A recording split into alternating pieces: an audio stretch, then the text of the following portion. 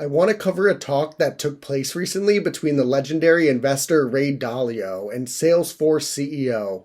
They help to unpack what's going on with society and also where we're heading, if that's even possible to predict. There's a monetary order.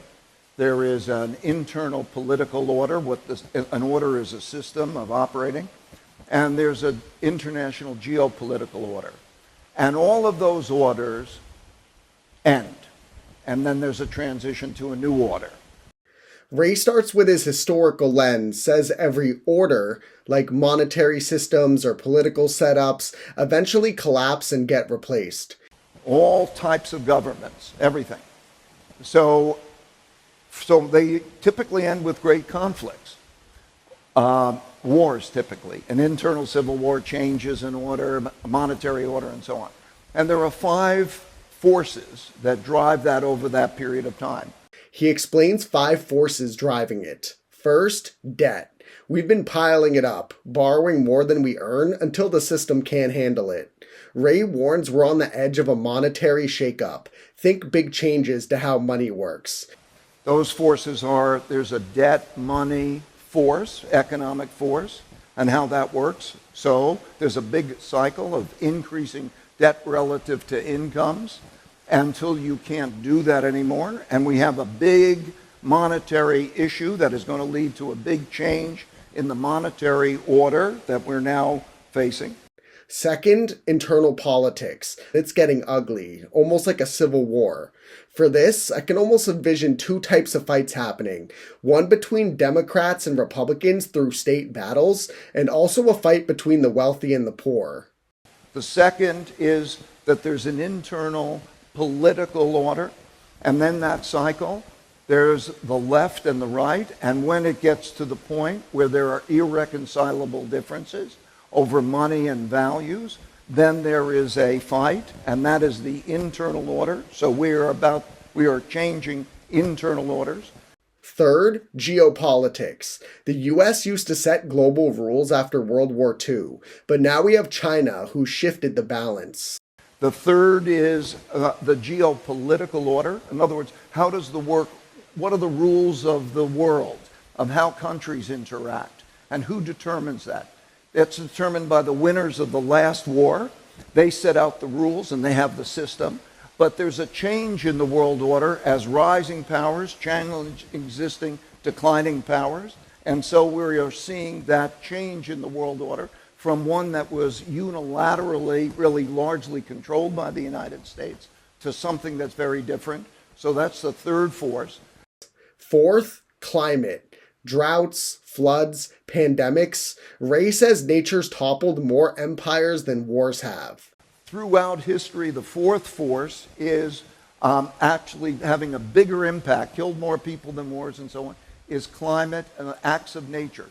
Droughts, floods, and pandemics have killed more people than wars and toppled more orders, and certainly that's a big force. And fifth, technology. AI and innovation are rewriting everything, for better or for worse. These forces, Ray argues, are pushing us into a new era. And through history, the fifth force is man's inventiveness, particularly of new technologies.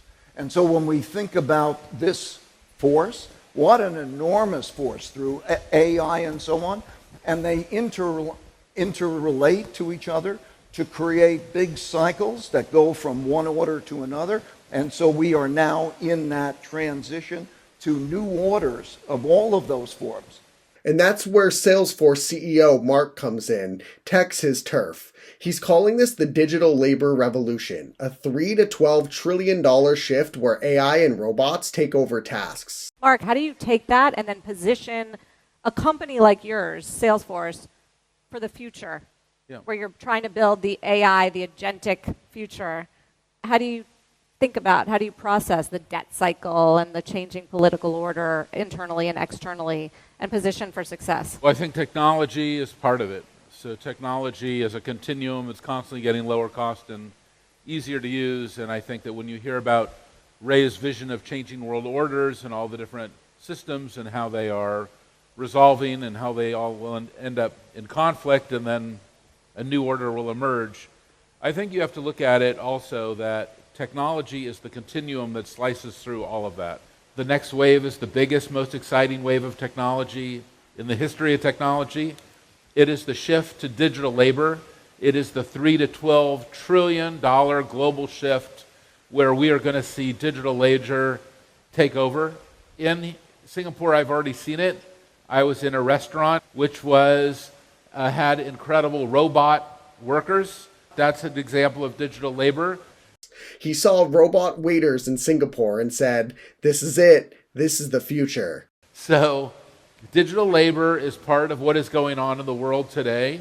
And at Salesforce, that also means agents, an agentic layer, which is that these robots are manifestations of software, and our big customers here in Singapore are deploying agents. At Salesforce, they're building AI agent software. Think smart systems that act on their own. Mark's optimistic. It's the biggest tech wave we've ever had, he says, cutting costs and boosting productivity. But Ray's more cautious. He's like, hold on, tech's amazing, but it could also mean smarter weapons or massive job losses. Because, like great new technologies, they can be used for wars. They're going to create great displacements of people. You know, we have a big issue in terms of when we look at the United States or a country, we look at it as a whole. We don't realize the differences. And in a country of 330 million people, 1%, 3 million people are responsible for most of the changes, if you were to look at that. They are the ones who go to the great universities and they're innovators and they make the unicorns and so on. Then the other top 10% is those around them who then do well. That next 30% is doing okay, and the bottom 60% has a reading level that's below 6th grade.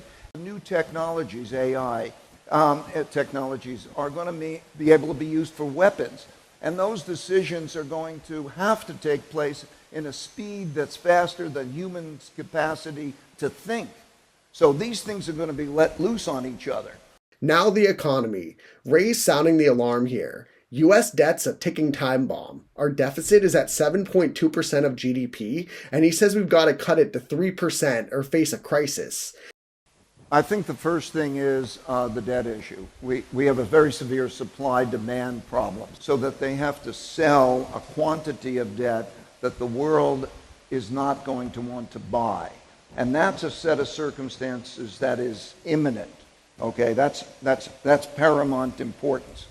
The deficit must go from what will be projected now to be about 7.2% of GDP to about 3% of GDP. Otherwise, there will be a supply-demand problem. Okay, that's a big deal. You are going to see shocking developments in terms of how that's going to be dealt with. Things that may not have happened in our lifetimes, but things that have happened throughout history. So that's an immediate consideration, the interest rate. So where does this leave us? Ray's laying out a stormy forecast like debt crises, political fights, trade wars, and tech's double-edged sword. Mark's countering with hope. AI and robots could pull us through.